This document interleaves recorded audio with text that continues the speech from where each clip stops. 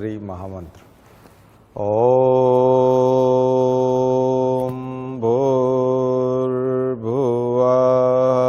स्वः तत्सवितुर्वरेण्यं भर्गो देवस्य धीमहि धियो यो नः प्रचोदयात्।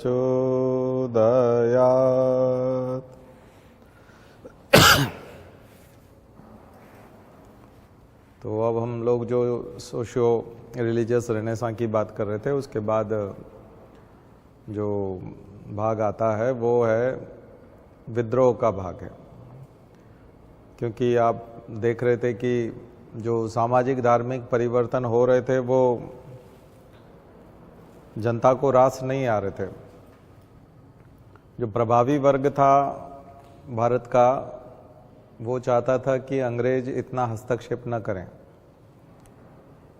ये अपना काम करें, अपना व्यापार करें, लेकिन ये हमारे धार्मिक और सामाजिक मामलों में दखल न दें, क्योंकि इससे हमारा सामाजिक ताना बाना टूटता है। और इसी का सबसे बड़ा नतीजा था कि विरोध होने लगा था। विरोध पहले भी हो रहा था लेकिन वो संगठित नहीं हो पा रहा था, आंदोलन का स्वरूप नहीं ले पा रहा था। और जब 1857 की बात आती है तो उसकी भूमिका बनने लगी थी, और वो भूमिका 1757 से बन रही है, 100 साल तक भूमिका बनती रही है। 1757 से लेके 1857, प्लासी की लड़ाई से लेके जो गुस्सा लोगों में कहीं न कहीं मन में था वो निकला पहली बार 1857। उसमें बहुत सारे मुद्दे इकट्ठे हो गए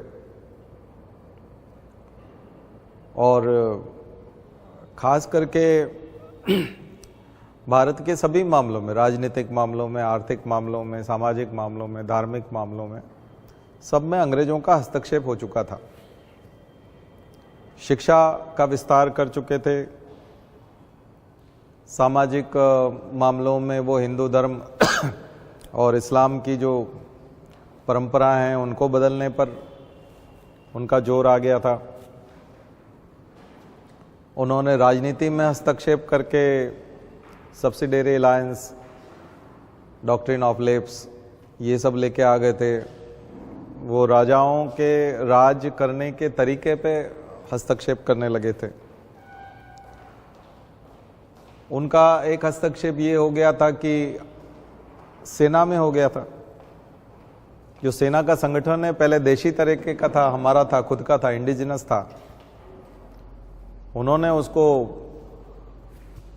उसका अंग्रेजीकरण कर दिया, उसको ब्रिटिश बनाने की कोशिश की। भारतीय सैनिकों को चाहे हथियार हो, चाहे यूनिफॉर्म हो, चाहे भाषा हो, उनके तौर तरीके सीखने पड़े। उनके जहां इंटरेस्ट थे वहां भारतीय लोगों को अपने ही लोगों के खिलाफ युद्ध लड़ने पड़ते थे, खुद के रिश्तेदारों के खिलाफ युद्ध लड़ने पड़ते थे इंडियंस को। तो ये जो माहौल बना, सामाजिक रूप से मान्यताएं बदल रहे हैं और अंग्रेजी शिक्षा के माध्यम से गुरुकुल परंपरा और संस्कृत विद्यालय और जो साहित्य है भारत का और धर्म है उसको बदलने लगे थे। और धर्म, शिक्षा, साहित्य, समाज, ये सब जुड़े हुए हैं। जैसे साहित्य समाज का दर्पण है वैसे ही धर्म भी समाज का दर्पण है, या समाज भी धर्म का दर्पण है, दोनों एक ही बात है। समाज में जो प्रचलित है वही धर्म है। और कुछ ऐसी चीजें थी जो लोगों को तात्कालिक रूप से चुभ गई, तो जिसको हम लोग बोलते हैं कि इमीडिएट कॉज। उसी समय में कुछ ऐसी घटनाएं हुई जिसकी वजह से 1857 की क्रांति का जन्म हुआ। तो आप सबको वो लिखना है। सबसे पहले जो 1857 की क्रांति लिखेंगे या कोई भी विद्रोह लिखेंगे तो उसको आप लिखेंगे इसमें। और एक और आर्थिक कारण वो जो मैं बता रहा था, इकोनॉमिक वाले में सबसे बड़ी है कि भारतीय अर्थव्यवस्था का जो आधार है वो है एग्रीकल्चर। एग्रीकल्चर है, और एग्रीकल्चर में 2-3 तरह की चीजें हैं। एक तो क्रॉपिंग पैटर्न, फसलों का पैटर्न, फसलें क्या होंगी। तो चूंकि इंडस्ट्रियल रिवॉल्यूशन हो रहा था, औद्योगिक क्रांति आ रही थी, तो उद्योगों के लिए जो रॉ मटेरियल एग्रीकल्चर में हो सकता है वो उगाने के लिए कहा जा रहा था कि आपको खेती हमारे हिसाब से करनी होगी, कॉन्ट्रैक्ट फार्मिंग टाइप। अभी जो 3 कृषि कानून थे उनमें कॉन्ट्रैक्ट फार्मिंग का भी था कि हम जो कहेंगे वो किसान उगाएगा। वहां पर भी यही कंडीशन थी कि यूरोप में जो जरूरत है मशीनों को, जिन प्रोडक्ट्स की, कृषि उत्पादों की, वो आपको तैयार करने हैं। उसी में नील की खेती भी है, तो नील विद्रोह। दूसरा, एक तो क्रॉपिंग पैटर्न हो गया जो चेंज हो गया। दूसरी चीज हुई ऑनरशिप, लैंड ऑनरशिप, कि ऑनर कौन होगा, मालिक कौन होगा। तो जो बंदोबस्त आया था कॉर्नवालिस के समय में, स्थायी बंदोबस्त, उससे पहले हेस्टिंग्स के प्रयोग हैं। उसने वॉरेन हेस्टिंग्स ने क्या क्या कर लिया था, प्रयोग किए थे 1 साल के लिए, 2 साल के लिए। जमींदारी सिस्टम, लैंडलॉर्ड सिस्टम, और फिर टैक्स की, कितना टैक्स की सीमा, यानी कर कितना लेंगे, रेवेन्यू कितना जाएगा, लैंड रेवेन्यू। तो सरकार कितना प्रतिशत, उपज का कितना बड़ा हिस्सा टैक्स के रूप में ब्रिटेन की ये जो कंपनी, अभी तो गवर्नमेंट नहीं बोलेंगे, इसको कंपनी बोलेंगे, कंपनी लेगी। तो गुस्सा तैयार होने का कारण समझ में आ रहा होगा। और दूसरा, तैयार माल वहां से जो आएगा वो बिकेगा, तो स्थानीय जो कारीगर हैं, हैंडीक्राफ्ट वाले लोग हैं, उनका माल नहीं बिकेगा, उसके ऊपर टैक्स लगेगा। और विदेशों से आ रहा जो माल है, गुड्स हैं, जो तैयार गुड्स हैं, वो एकदम बिना टैक्स के आसानी से बिकेंगे। तो ये जो सारी चीजें जो हो रही थी, इसी वजह से तो दयानंद सरस्वती स्वभाषा, स्वरोजगार सबकी बात करने लगे ना, स्वधर्म की बात करने लगे, स्वराज की बात करने लगे। हमारा खुद का राज होगा, हमारा खुद का व्यापार होगा, क्योंकि ये सब दिख रहा था और उससे अंग्रेजों की ताकत बढ़ रही थी। और ये पहली बार हो रहा था कि कोई इतनी बड़ी मात्रा में 200 साल तक लगातार जहाज भर के सोना चांदी और तमाम बहुमूल्य चीजें हमारे यहाँ से ले जा रहा है, और कंटिन्यूअस ले जा रहा है, और रोज ले जा रहा है। पहले कभी ऐसा आक्रमण नहीं हुआ, पहले कभी ऐसी लूट नहीं हुई। यहाँ 200 साल तक लगातार लूट चलती रही, कंटिन्यूअस। तो भारत खोखला हो रहा था। तो जितना यूरोप ने भारत को खोखला किया है, अभी फ्रांस के राष्ट्रपति थे हमारे यहाँ, थे ना, इनका भी हाथ है खोखला करने। फ्रेंच, उस समय फ्रेंच कंपनी भी थी, फ्रांसीसी भी थे, पोर्तुगीज भी थे, डच भी थे, अंग्रेज भी थे। सब लोग जो है मिलकर के लूट रहे थे, सभी लोग लूट रहे थे। अंग्रेजों ने सबसे ज्यादा लूटा। बाकी जो लूट रहे थे वो संगठित तरीके से नहीं लूट पा रहे थे, मौका मिल रहा था तो लूट रहे थे। इन्होंने संगठित तरीके से, बकायदा ऑर्गेनाइज तरीके से, एक तरह से सरकार बना करके लूटा, संगठन बना करके लूटा, कागज पे लिख लिख करके लूटा। उसके बदले में हमको एक चीज मिली, चूंकि लूटने के लिए ये शांति चाहते थे, ये चाहते थे कि इधर लूटपाट चलती रहे, इधर लोग चुपचाप रहें, एक डिसिप्लिन में रहें। इसलिए वो भारत के लोगों के लिए एक कानून बनाते गए, टुकड़ों में कानून बनाते गए, किश्तों में। तो इंस्टॉलमेंट में जो हमको कानून मिले, लास्ट में जाकर के 1935 में वो गवर्नमेंट ऑफ इंडिया एक्ट 1935 था, और वही हमारे कॉन्स्टिट्यूशन का 90% हिस्सा है। 90% हमारा कॉन्स्टिट्यूशन का हिस्सा है वो 1935 का एक्ट है। तो हमको जो कॉन्स्टिट्यूशन, कल 26 जनवरी थी, आपने देखा हम लोग सब संविधान क्या उत्सव मना रहे थे संविधान की स्थापना का उसका निर्माण होना शुरू कर दिया था 1773 रेगुलेटिंग एक्ट से। तो यहां से दोनों चीजें पढ़ते जाइएगा, विद्रोह की भूमिका और संविधान की भूमिका साथ साथ है। अंग्रेज शिक्षा के माध्यम से, अर्थव्यवस्था के माध्यम से, कल्चर के माध्यम से अपनी सोच पूरी स्थापित कर रहे थे। उन्होंने यहाँ के सामाजिक ताने बाने को बदला, परिवारों को बदला, विवाह की उम्र को बदला, महिलाओं की स्थिति को बदला, परिवारों को बदल दिया, रूरल अर्बन वाली चीजें बदली, इंडस्ट्री लेके आए, ट्रांसपोर्ट बदला, रेलवे लेके आए, टेलीग्राफ लेके आए, कम्युनिकेशन बदल दिया। एजुकेशन सिस्टम जो गुरुकुल वाला था वो अंग्रेजी शिक्षा वाला हो गया, primary, secondary, higher education, technical education, vocational education, इस टाइप की चीजें लेके आए। यूरोपियन सिस्टम हो गया हमारा, एजुकेशन का सिस्टम अकॉर्डिंग टू यूरोप हो गया, जॉब ओरिएंटेड, कल्चर ओरिएंटेड नहीं। पहले एजुकेशन था culture, knowledge, spiritual knowledge specially, उससे जॉब नहीं मिलता था, गुरुकुलों से निकल करके जॉब नहीं मिलता था। आप यज्ञ करा सकते थे, आप हवन करा लेंगे, आप शादी करा लेंगे, आप फिर से गुरुकुल खोल लेंगे और आपका खुद का गुरुकुल हो जाएगा, लेकिन जॉब मिलेगा ऐसी चीजें हमारे यहाँ नहीं थी। खास करके किसी समय में रही होगी, लेकिन इन दिनों में तो नहीं थी, जब अंग्रेज थे तब नहीं थी। और एकाधिकार था भाषा के ऊपर, महिलाएं और दलित और बहुत लोग, बड़ा वर्ग जो है उससे बाहर था। तो एकदम से इतना सारा परिवर्तन एक साथ बल्क में देखा जाए तो टोटल चेंज था, सब कुछ बदल रहा था।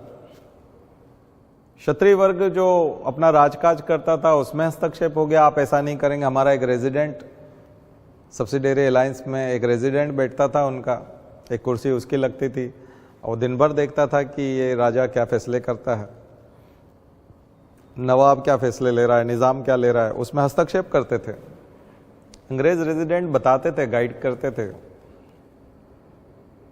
सेना चेंज हो गई, पुलिस चेंज हो गया, लैंग्वेज चेंज हो गया पुलिस का, कानूनी कामकाज चेंज हो गया, लैंड रेवेन्यू सिस्टम चेंज हो गया। अब कितना बड़ा चेंज है, देखा जाए तो पूरा भारत बदल गया, सब कुछ बदल गया। अब आपको एक कॉम्प्रिहेंसिव एक व्यू आपको दिखाई दे रहा होगा कि कितना बड़ा बदलाव था। बस ये था कि जो लड़ाई थी वो लोग अलग अलग तरीके से अपने हिस्से में लड़ रहे थे। आदिवासियों को लग रहा था कि हमारे जल जंगल जमीन पे घुस आए हैं, यहाँ से रेलवे लाइन निकाल रहे हैं, ये हमारी लड़ाई है कि हम जंगल बचाएं। हम झूम खेती करते हैं, ये करने नहीं देते, और हम अपना कल्चर निभाना चाहते हैं, निभाने नहीं देते। ये क्रिश्चियन मिशनरीज आ गए हैं जिन्होंने चर्च खोल दिए हैं। हमारे लोक देवता देवी जिनको हम पूजा करना चाहते हैं, पेड़ों की पूजा करना चाहते हैं, ये करने नहीं देते, अंधविश्वास बोलते हैं उसको। तो वो अलग नाराज थे। तो आदिवासी अपनी लड़ाई लड़ रहा था, किसान अपनी लड़ाई लड़ रहे थे, सैनिक अपनी लड़ाई लड़ रहे थे, राजा महाराजा अपनी प्रतिष्ठा की लड़ाई अलग तरीके से लड़ रहे थे। और समाज और धर्म में बदलाव की वजह से धर्म के लोग, दयानंद सरस्वती, स्वामी विवेकानंद, ये लोग अलग तरीके से लड़ रहे थे। और स्कूलों में और वहां पर जो शिक्षा आई थी उसके लिए गुरुकुल पुराने और पुराने जो संस्कृत विद्यालय के जो लोग थे वो अपनी लड़ाई अलग तरीके से लड़ रहे थे। और जो हैंडीक्राफ्ट वाले थे और वो अपने स्वरोजगार के लिए, और गांधी जी तो चरखा ही लेके आ गए लड़ाई में और सिंबल ही बना दिया उन्होंने, तो झंडे में चरखा लगा दिया था। ये तो बाद में लगा चक्र, पहले तो उन्होंने झंडे में चरखा लगा दिया। आर्थिक लड़ाई स्वदेशी वाली। तो इतने मोर्चे थे, ये सब समझिएगा, तब जाकर के उसका समग्रता में आप लोग ले पाएंगे। बस ये है कि ये जो मैं आपको सुना रहा हूं तो ये थोड़ा अच्छा लग रहा होगा कि एक पूरा व्यू दिख रहा है हमको, हाँ सही बात है, ऐसा है। अब आपको फैक्ट्स रटने हैं। ये सारी लड़ाइयाँ, इनके ईयर और इनके जो नेता हैं उनके नाम याद रखना है, उनके ऊपर जो किताबें लिखी गई है उसको याद रखना है। बस ये है, मेरा एक अंडरस्टैंडिंग पैदा करना, इंटरेस्ट पैदा करना आपका कि ये बहुत इंटरेस्टिंग चीज़ है, इसको पढ़िए और वो इंटरेस्टिंग चीज़ लास्ट तक बनी रहेगी। अभी 2057 आएगा तो हम 1857 के 200 साल मनाएंगे। 200 साल हो चुके होंगे। अभी 2007 आया था तब हमने 150 साल मनाए थे। तो जब 150 साल मना रहे थे तब क्या भारत में अखबारों में चल रहा था, कौन कौन सी बातें चल रही थी, वो इम्पोर्टेंट है। 100 साल जब मना रहे थे तब क्या इम्पोर्टेंट था, यानी कि 1907 में क्या था, 1907 में जब 50 साल मना रहे थे तब क्या था, 1957 में जब 100 साल शताब्दी थी 1857 की तब क्या था, तब कौन कौन से कार्यक्रम हुए थे, सरकार ने क्या एजेंडा निकाला था, प्रोग्राम क्या थे गवर्नमेंट के, ये सब इंपॉर्टेंट चीज़ें। तो कई लोग 1857 को वहीं पे पढ़ के ख़त्म कर देते। तो वीर सावरकर किताब लिखते हैं प्रथम स्वतंत्रता संग्राम 1907 में। वो इंपॉर्टेंट चीज़ है क्योंकि वीर सावरकर खबरों में रहते हैं, वो खबरों में रहते हैं और वो किताब लिखते हैं। और वो किताब पहली किताब है जो 1857 की क्रांति को स्वतंत्रता संग्राम बोलती है, और वो भी पहला, और वो भी भारत का। 3 वर्ड बोलती है और तीनों को गलत बताते हैं, यहां तक कि नेहरू भी गलत बताते हैं। नेहरू भी नहीं मानते, वो बोलते हैं कि ये भारत का प्रथम स्वतंत्रता संग्राम था। वीर सावरकर लिखते हैं कि भारत का प्रथम स्वतंत्रता संग्राम था। तो लोग बोलते हैं ये भारत का नहीं था, इंडिविजुअल राजाओं का था, झांसी की रानी का था, भारत का नहीं था। वो झांसी की लड़ाई लड़ रही थी, वो बोलती भी है मैं अपनी झांसी नहीं दूंगी, उसने ये नहीं बोला कि मैं भारत नहीं दूंगी, मैं अपनी झांसी नहीं दूंगी। तो आलोचना जो होती है वो उस आधार पे होती है। फिर प्रथम मत बोलिए, प्रथम नहीं है, पहले भी हुए हैं। और स्वतंत्रता संग्राम तो ये कतई नहीं था, वो केवल अपना राज्य बचा रहे थे। और अंग्रेज अगर उसको छोड़ देते तो लड़ना भी बंद कर देते, तो उनको स्वतंत्रता जैसा कुछ था नहीं। अगर केवल उनको छोड़ देते तो अंग्रेजों के साथ हाथ भी मिला लेते, क्योंकि लड़ाई तो चूंकि उनका राज्य छिन रहा था इस वजह से थी। अगर सिपाहियों की बात मान ली जाती तो सिपाही विद्रोह करना बंद कर देते, किसानों की बात मान ली जाती तो किसान विद्रोह करना बंद कर देते। अगर आदिवासियों से कह देते कि आपके जंगल में नहीं आएंगे और इधर से रेलवे लाइन नहीं निकल रही तो आदिवासी विद्रोह बंद कर देते। तो स्वतंत्रता जैसी कोई बात नहीं है। कुछ बात समझ में आ रही ना? तो जो आलोचना करते हैं वो बोलते हैं ना ये प्रथम है, ना स्वतंत्रता वाला है, ना ये भारत का है। भारत का भी नहीं है, प्रथम भी नहीं है, स्वतंत्रता वाला भी नहीं। लेकिन सच बात तो ये है कि 1907 में 8 में जब वो किताब आई तो उसने क्रांति कर दी। सारे क्रांतिकारी जितने भी थे, भगत सिंह, सरदार भगत सिंह से लेकर जितने भी, सब उस किताब को पढ़ते थे, उधम सिंह, और वहां से प्रेरणा प्राप्त करते थे।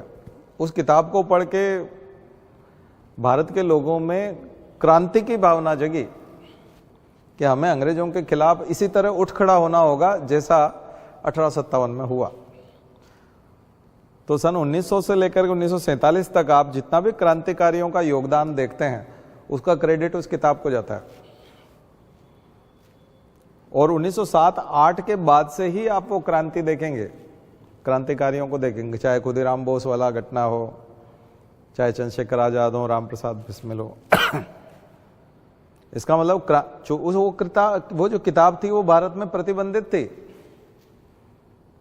अंग्रेज अगर देख लेते तो जेल में डाल देते अगर किताब किसी के पास चोरी छुपे कॉपी होती थी, चोरी छुपे छपती थी, और उसको चुपके से पढ़ना पड़ता था। और जो लोग पढ़ते थे उसका ब्रेन वॉश हो जाता था फिर वो कूद पड़ता था, वो मरने से नहीं डरता। फिर ये जादू था उसमें। इसलिए वीर सावरकर का ये बहुत बड़ा योगदान है कि उन्होंने 1857 की क्रांति को लेखन के रूप में पुनर्जीवित किया और लोगों को बताया कि हम ऑलरेडी स्वतंत्रता संग्राम में हैं, पहला हो चुका है, अब आगे आपको करना है। और दूसरा काम कर रहे थे तिलक महाराज, गीता रहस्य लिख के, वो धार्मिक ग्रंथों के माध्यम से, धार्मिक त्योहारों के माध्यम से कर रहे थे। तो विद्रोह के तरीके आप समझिए, ठीक है, ये सब इंपॉर्टेंट है। उधर आनंद मठ लिखा गया था, सन्यासी विद्रोह। सन्यासी जो थे साधु, वो एक तरह की कम्युनिटी है, एक समुदाय है। उसको बहुत गुस्सा आया अंग्रेजों के इन हस्तक्षेप की वजह से, और वो सड़कों पे निकले और वो उपन्यास लिखा गया आनंद मठ। और उस उपन्यास में पूरा सन्यासियों का विद्रोह कैसे होता था वो बताया गया है। और वो जो गीत गाते थे वो वंदे मातरम गाते थे। वही वंदे मातरम फिर हमारा राष्ट्र गीत बना, नेशनल सॉन्ग है। झंडे के ऊपर भी वंदे मातरम तक लिखा गया। तो वंदे मातरम वहां से निकला है। तो ये चीजें जो है, इन सबको जोड़ने की आदत डाली है। पहले तो वही विद्रोह के कारण, पर्याप्त कारण लिखिए, सारे कारण लिखिए, सांस्कृतिक कारण लिखिए, धार्मिक कारण लिखिए,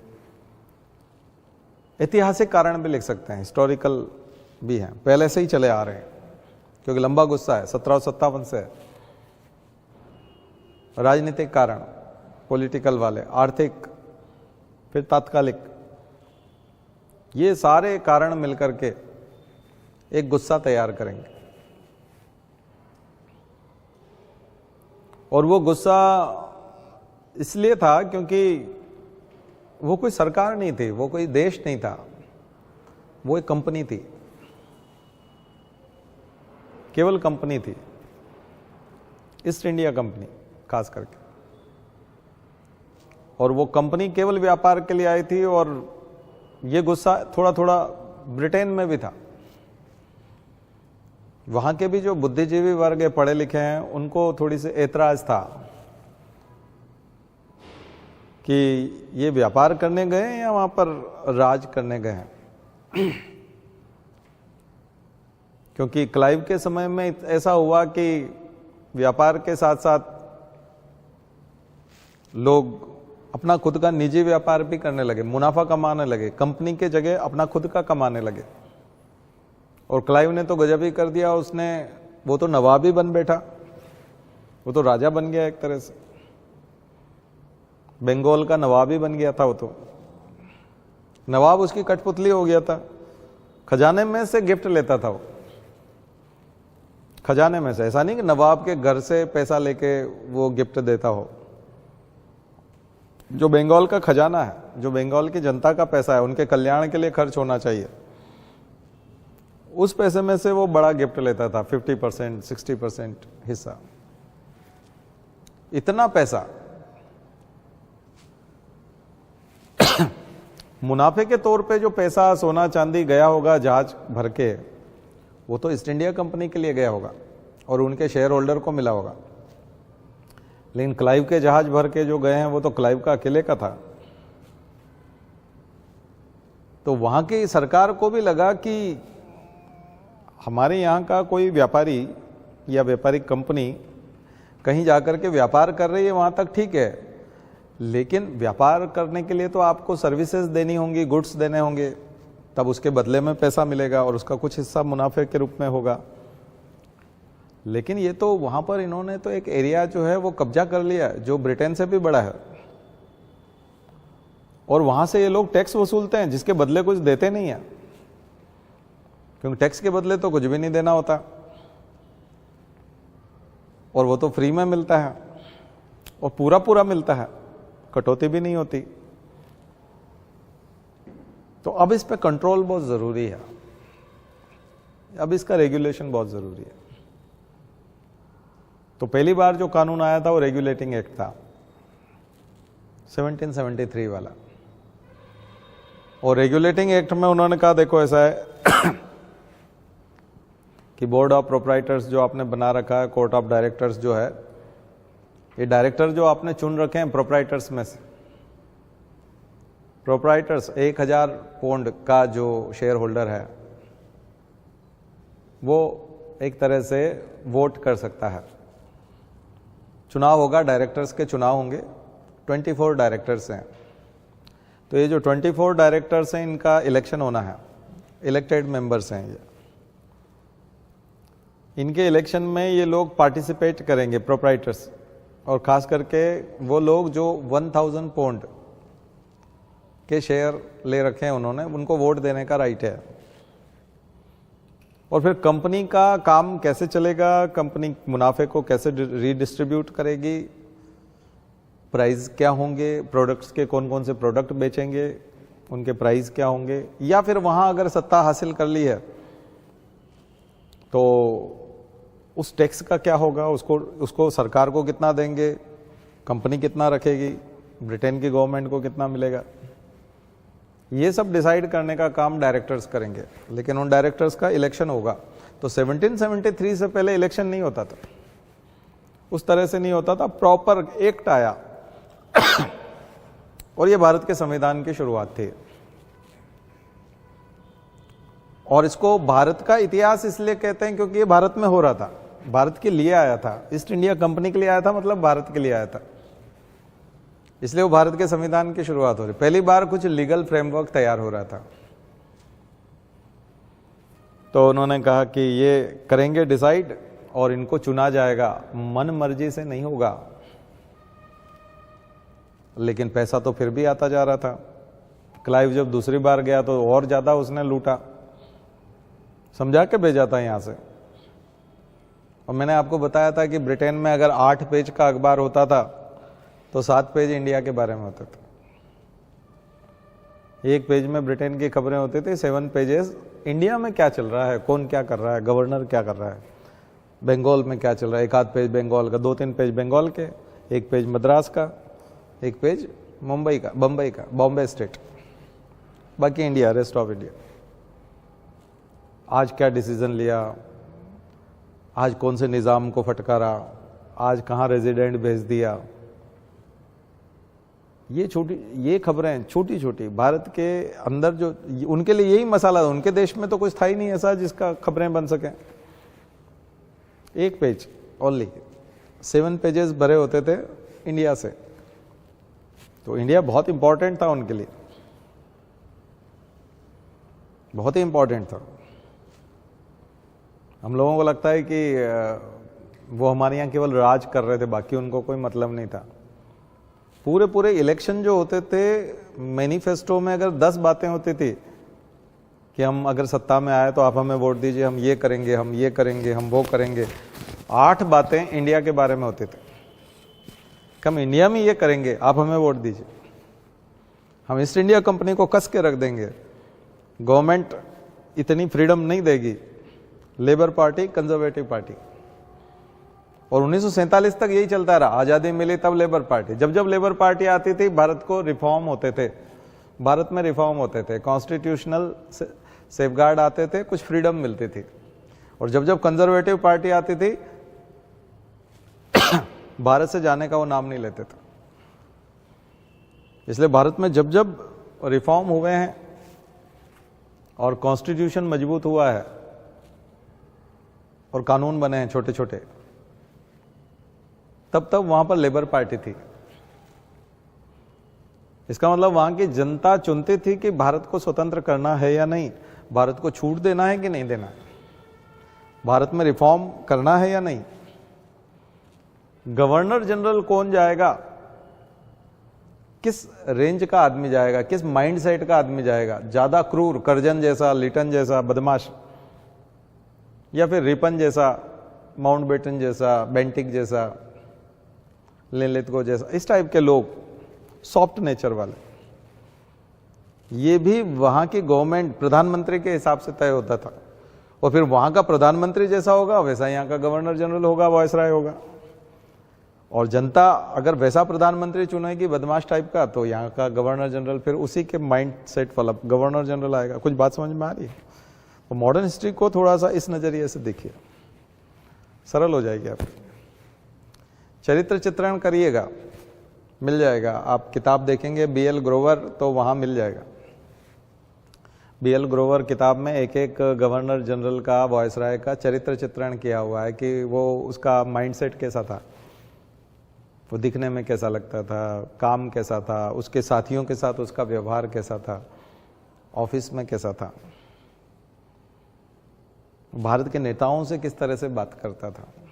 तो जब तक आप ये इस रेंज में पढ़ेंगे तब तक याद नहीं रहेगा, अदरवाइज आपको रटना पड़ेगा, और रटी हुई चीज तो फिर निकल जाएगी। तो उसको समझिए। चीजें समझ में आ रही हैं? ये है आपके पढ़ाई का तरीका। और इस बीच में तमाम पत्र पत्रिकाएं हैं, तमाम आंदोलन हैं, तमाम क्रांतिकारियों के नाम हैं, तमाम संगठन हैं, जितने भी संगठन हैं उनके नाम, उनकी स्थापना का वर्ष, उसका नाम, उसके कार्यक्रम, फिर उसकी उपलब्धियां, अचीवमेंट्स। तो जो हम संगठन की अचीवमेंट कार्यक्रम की बात कर रहे हैं वही आंदोलन के साथ भी है। जो आंदोलन हुआ उसका भी कार्यक्रम क्या था, उसकी भी उपलब्धियां क्या है, परिणाम, उपलब्धियां हैं वो परिणाम है, और प्रभाव, तीनों लगभग एक ही चीज है। जो उपलब्धियां हैं वही परिणाम है, वही प्रभाव है। तो चाहे प्रभाव लिख दो, इंपैक्ट लिख दो, चाहे रिजल्ट लिख दो। प्रभाव शब्द जो है वो थोड़ा लॉन्ग टर्म होता है, लॉन्ग टर्म प्रभाव पड़ते हैं, लंबे समय तक रहते हैं। उपलब्धियां, परिणाम तत्काल निकल जाता है परिणाम, उपलब्धियां थोड़ी सी उससे ज्यादा लंबे समय तक टिकती है, लेकिन प्रभाव और भी लंबे समय तक रहता है। जब तक कि अगली घटना नहीं हो जाती वहां तक प्रभाव पड़ता है, और कई बार उसके कॉन्सिक्वेंसेस आगे जाते हैं। तो ये चीजें हैं। तो हम बात कर रहे थे रेगुलेटिंग एक्ट, और ये फिर नाराजगी दोनों जगह, रेगुलेटिंग एक्ट से भी बात नहीं बनी। और मैंने आपको बताया क्यों किया होगा उन्होंने, भारत का कल्याण करने के लिए नहीं, आसानी से लूट सकें इसलिए। जैसे कई लोग लूटना चाहते हैं, ट्रेन में आपने सुना होगा कुछ सुंगा दिया था रुमाल में लेके, और कुछ ऐसे सुंगा दिया, फिर वो सो गए, बेहोश हो गए, फिर उन्होंने लूट लिया। तो ये कानून एक तरह से भारत की बेहोशी के लिए था। उत्पात न मचाएं कोई, इन संस्थाओं के पास चले जाएं। सुप्रीम कोर्ट बना दिया, Elijah Impey first chief justice हो गया, सर्वोच्च न्यायालय न्यायाधीश। आपको कोई शिकायत हो न्यायालय जाइए, नाराज हैं तो इस कानून के तहत उसके पास जाइए। गवर्नर जनरल की काउंसिल ये करेगी, वो देखेंगे। बाकी हमको टैक्स समय पे मिलता रहे। चीजें समझ में आ रही ना? ये ऐसा था, इसलिए ये कानून बनाए गए ताकि लोग जो है वो चुपचाप रहें। और बाद में जब जनता व्यवस्थित हो गई और उन कानूनों में रहने की आदत हो गई उनको, तो आप देख रहे हैं कि 47 पे आकर के, 49 पे आकर के उन्हीं कानूनों को जोड़ करके हमने कॉन्स्टिट्यूशन बना दिया। बस उसका देशीकरण कर लिया हमने, अपनी आवश्यकता के हिसाब से कर लिया उसको। और कई सारे देश जो स्वतंत्र थे और उनके स्वतंत्रता की कहानी से सबक लेकर के हमने कॉपी कर लिया कुछ चीजें। तो ऐसा करके हम उस संविधान को 75 साल चला पाए और उस अनुशासन में बने रहे। वो हम ही ने अडॉप्ट किया, ऐसा नहीं कि वो अंग्रेजों ने दिया है पूरा, लेकिन हम उसके आदत अंग्रेजों ने डलवाई है। और करीब 50 साल से तो भारतीय उसमें भाग भी ले रहे थे, कानून बनाने में उनकी राय भी ली जा रही थी।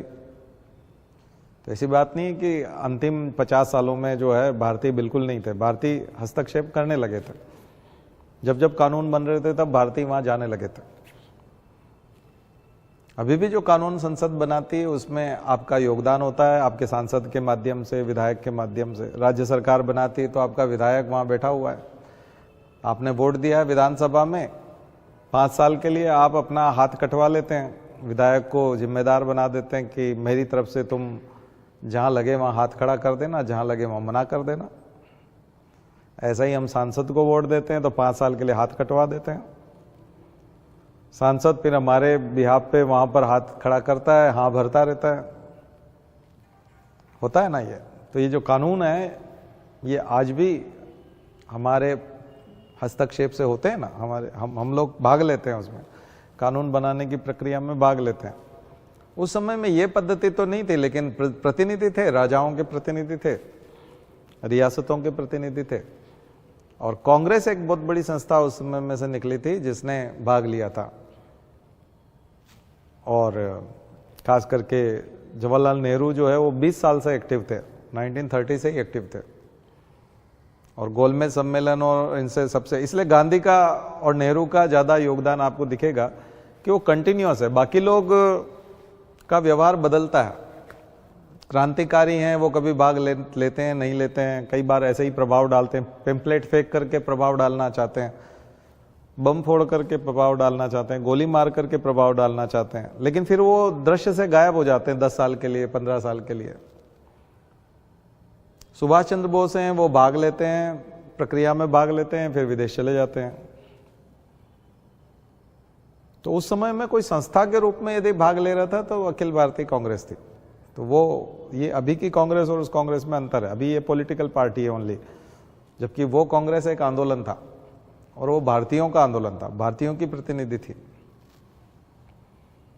वो किसी धर्म जाति विशेष की नहीं थी। इंडियन नेशनल कांग्रेस वो था। और कंटिन्यूअस जिन लोगों ने भाग लिया लगभग सभी अधिवेशनों में कांग्रेस के, और सरकार के कार्यक्रमों को प्रभावित किया और वायसराय और गवर्नर जनरल से बात की, तो वो गांधी थे। इसलिए हमारे राष्ट्रपिता हैं, क्योंकि राष्ट्र का निर्माण जो हुआ 1947 में, 15 अगस्त 1947 को, तो लगातार यदि किसी ने अगर सींचा है उसको, लगातार बात की है, जिम्मेदारी से भागे नहीं है। जेल भी इसी वजह से जाते थे कि अंग्रेज बात नहीं मानते थे तो वो विरोध करते थे और उनको जेल में डाल दिया जाता था। कई लोग ये हंसी उड़ाते हैं और कई लोग बात करते हैं कि गांधी जी का जो जेल जाना होता है या नेहरू का जो जेल जाना होता है वो बड़ा, उनको यातना नहीं दी जाती, उनको परेशान नहीं किया जाता, यानी उनको पीटा नहीं जाता, बल्कि उनको ऐसी जगह रखा जाता है जैसे आगा खां का पैलेस है, उसी को जेल बना दिया। तो ये नजरबंद करने जैसा था, क्योंकि उन्होंने कोई कानून हाथ में नहीं लिया था, वायलेंस नहीं किया था, हिंसा नहीं की थी। और वो इस तरह के भी व्यक्ति नहीं थे कि वो जेल तोड़ करके भाग जाएंगे, हथकड़ी आप लगा दोगे तो उसको तोड़ने की कोशिश करेंगे, क्योंकि वो तो जानबूझ करके जेल जा रहे हैं और विरोध स्वरूप जा रहे हैं, क्योंकि वो आपकी पॉलिसी को मानने को तैयार नहीं है, आपकी बात को मानने को तैयार नहीं है। अगर आपने देखा होगा कोई बच्चा अगर पिता की बात को मानने का तैयार नहीं है तो उसके साथ ये होगा कि चलो तुमको अब खाना नहीं दिया जाएगा, या फिर चलो इसके दरवाजे के बाहर लगा दो कुछ, इसको बंद करो, इसको, ये तुम खड़े रहो इतनी देर, इस टाइप की सजाएं दी जाती। हथकड़ी पहनाना, उसको पीटना, यातनाएं देना, ये उन लोगों के साथ होता है जो कानून को तोड़ते हैं, जो एग्जिस्टिंग लॉ है उनको तोड़ते हैं। नमक कानून भी तोड़ा गया तो उसको खुलेआम तोड़ा गया और घोषणा करके तोड़ा है, चोरी छुपे नहीं गए थे। बम फोड़ने के लिए आपको चोरी छुपे जाना होगा, गोली मारने के लिए आपको पिस्टल छुपा के ले जानी पड़ेगी। आप अशांति कहीं फैलाएंगे तो आपको छुप करके भेष बदल के जाना पड़ेगा। गांधी कभी भेष बदल के नहीं गए, घोषणा करके गए, भीड़ लेके गए। उन्होंने भीड़ जो है जुटाई और भीड़ के साथ गए, आगे आगे आगे नारे लगाते हुए गए और चुनौती देते हुए, सूचना देते हुए गए। और जैसे ही वो कानून तोड़ते थे पूरे देश में लोग कानून तोड़ते थे क्योंकि वो हेडलाइंस बनते थे न्यूज़पेपर के, और बल्कि वो विदेशों में बहुत सारे अखबारों में बनते थे, तो दूसरे देश के जो राष्ट्रपति प्रधानमंत्री होते थे वो भी हस्तक्षेप करते थे कि आदमी केवल नमक ही तो मांग रहा है, तुमको क्या दिक्कत है। अब मतलब इसको नमक भी नहीं दोगे, इसके समुद्र, इस देश के, इसके देश का समुद्र है, इसका किनारा है, वहां अगर ये नमक बनाना चाहता है तो आपको क्या दिक्कत है। दूसरे देश के जो राष्ट्राध्यक्ष हैं वो दबाव डालते थे कि इतना तो बनता है भाई, इतना तो तुम करो, क्या राक्षस हो गए हो। ये एहसास कराते थे गांधी उस आंदोलन के माध्यम से। अब ऐसे अपराधी को, चूंकि उनका अपराध था दुनिया भर की सुर्खियां बटोरना, दुनिया भर के अखबारों में भारत के प्रति सहानुभूति पैदा करना, दुनिया भर के जो लोग हैं वो प्रेशराइज करते थे अंग्रेजों को कि भाई बहुत हो गया, छोड़ो अब इसको, ये सब तो छोड़ दो। और गांधी तो गोली भी नहीं मार रहे, तुमको गाली भी नहीं दे रहे, वो तो लाठी भी नहीं चला रहे, कुछ नहीं कर रहे, केवल अपनी बात सलीके से रख रहे हैं। और उनकी अंग्रेजी अच्छी थी, तो जो विदेशी पत्रकार आते थे उनको अंग्रेजी में पूरा अच्छा इंटरव्यू देते थे, जम के इंटरव्यू देते थे। बोला अपने देश में हम अपना नमक बना रहे हैं, तुमको क्या दिक्कत है, क्या हम इतना भी नहीं कर सकते, क्या हम कल से तुम हवा पे भी टैक्स लगा दोगे, नमक तो नेचुरल चीज है। तो सोचने पे मजबूर होते थे लोग, यही क्रांति थी गांधी की। तो जब कोई नेचुरल बात कर रहा है, स्वाभाविक बात कर रहा है, खुली हवा में रह करके बात कर रहा है, वो लोगों को सफेद टोपी धोती कुर्ता पहन करके लोग चले जा रहे हैं उनके साथ, ज्यादा भीड़ भी नहीं लगे, उन्होंने सिलेक्ट किए थे कि इतने लोग मेरे साथ जाएंगे, उसकी टीम बनाई थी। ये विद्रोह था, नमक विद्रोह। अब ऐसे में जब आप उस आदमी को गिरफ्तार करोगे तो एकदम सलाखों में ऐसे बंद करके थोड़ी रखोगे, उसकी जेल तो अलग प्रकार की जेल होगी ही। अब आप क्या चाहते हो, मतलब उनको भी खूब लाठियों से पीटा जाता है, यहां तक कि पीट पीट के वही मार डालते ताकि नाथूराम गोडसे को कुछ ना करना पड़ता। मतलब क्या चाहते हैं। कई लोग गांधी के जो आलोचक हैं वो उस तरह सोचते हैं कि गांधी की जेल तो देखो, इसकी जेल तो देखो। दूसरों की जेल में गांधी की जेल में अंतर है। उसका अंतर का कारण है क्योंकि गांधी भागने वाले नहीं है, गांधी वहां बैठ करके कोई षड्यंत्र नहीं कर रहे हैं, गांधी खुलेआम करते हैं, जो करते हैं वो खुलेआम बताते हैं, इसलिए उनकी जेल भी खुली जेल है। वो चाहे तो वहां से भाग सकते हैं। अंग्रेज तो चाहते हैं कि वो भाग जाए। दूसरे क्रांतिकारियों के लिए अंग्रेज कभी नहीं चाहते कि वो भाग जाए, क्योंकि बाहर जाकर के वो फिर लोगों को मारेगा। लेकिन वो चाहते हैं कि गांधी भाग जाए ताकि उसकी इमेज खराब हो जाए, इसलिए वो उसको एकदम ऐसे खुले में ऐसे ही कुर्सी लगा देंगे, दरवाजा भी खुला, फाटक भी खुला और कोई जवान भी नहीं, तुम जेल में हो और गांधी बैठे हैं, अखबार पढ़ रहे हैं, किताब लिख रहे हैं। कई लोग आलोचना करते हैं कि एक आदमी की जेल देखो, नेहरू किताब लिख लेते हैं, इतनी शांति। तो नेहरू भागने वाले नहीं है ना भाई, बात तो समझो थोड़ा। इसलिए उनको मालूम है कि मैं अगर भाग गया तो ये पूरे इंडिया को बता देंगे कि देखो तुम्हारा नेता कितना हल्का है, जेल से भाग गया और ये तुमको क्या आजाद कराएगा। वो उसके आत्मबल की कहानी सुनाते ना फिर।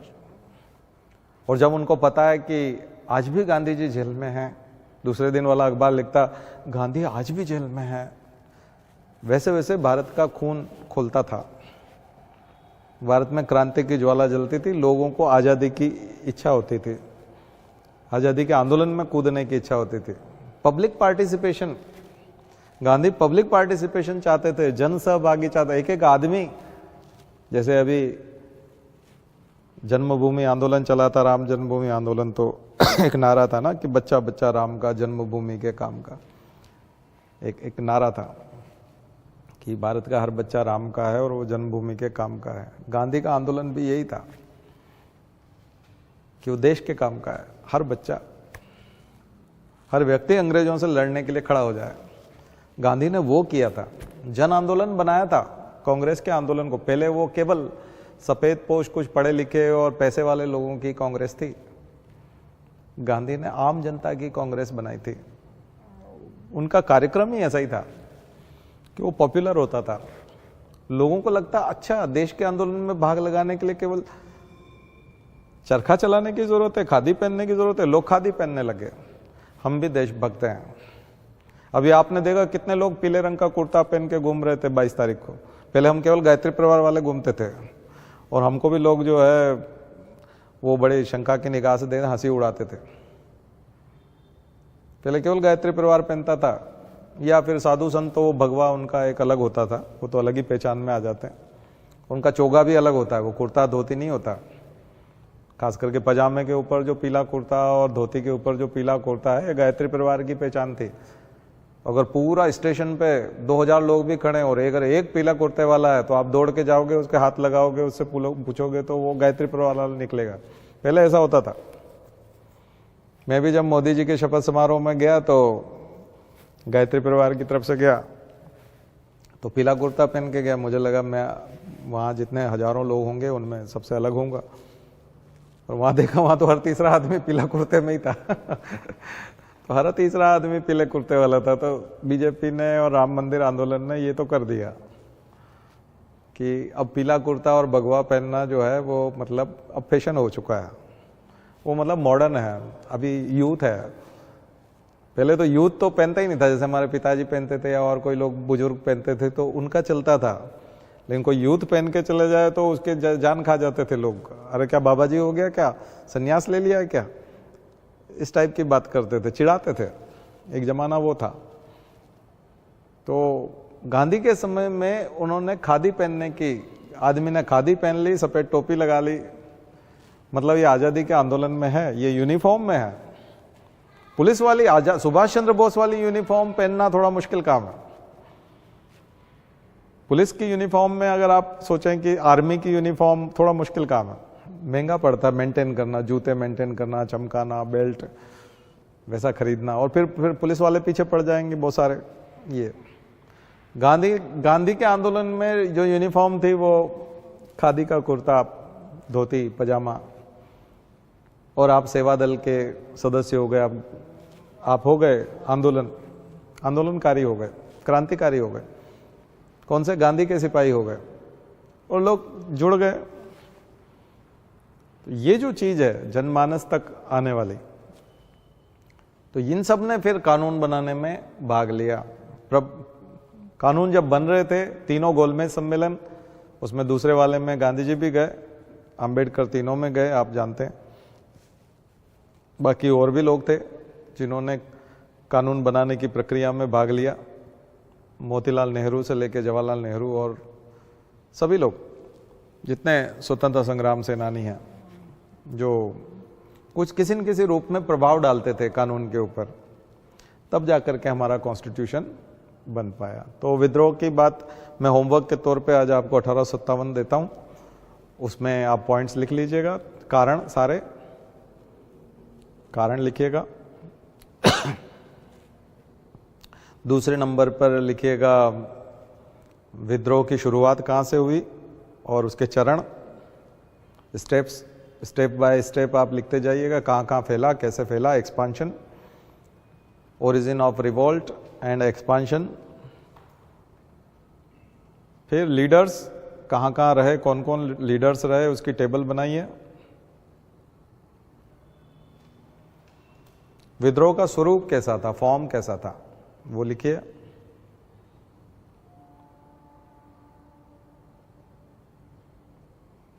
विद्रोह का परिणाम क्या निकला,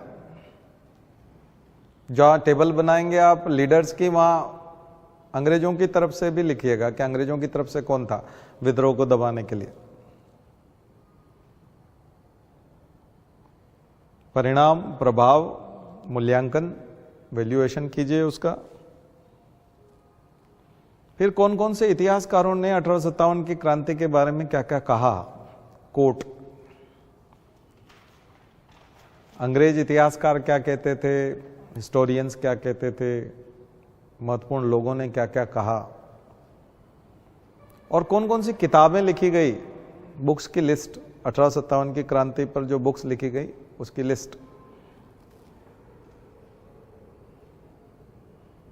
ठीक है, तो ये सब चीजें जो है आज का आपका होमवर्क है। कल हम दूसरे विद्रोह भी देखेंगे और आगे पिट्स इंडिया एक्ट और उन सब की बात करेंगे। ठीक है, चलिए शांति पाठ। ओम द्यौ शांति अंतरिक्ष ग्वम शांति पृथ्वी शांतिरापः शांतिरौषधयः शांति वनस्पतयः शांतिर्विश्वे देवाः शांतिर्ब्रह्म शांतिः सर्वगुं शांतिः शांतिरेव शांतिः सामा शांतिरेधि। ओम शांति शांति शांति सर्वारिष्टासु शांतिर्भवतु। बोले गायत्री माता की, परम पूज्य गुरुदेव की, परम वंदनीय माता जी की। हम सुधरेंगे, हम बदलेंगे, एक बनेंगे। जन्म जहाँ पर, अन्न जहाँ का, ज्ञान जहाँ से, वह है प्यारा। देश की रक्षा कौन करेगा? मानव मात्र, नर और नारी, जाति वंश सब भारत माता की, भारतीय संस्कृति की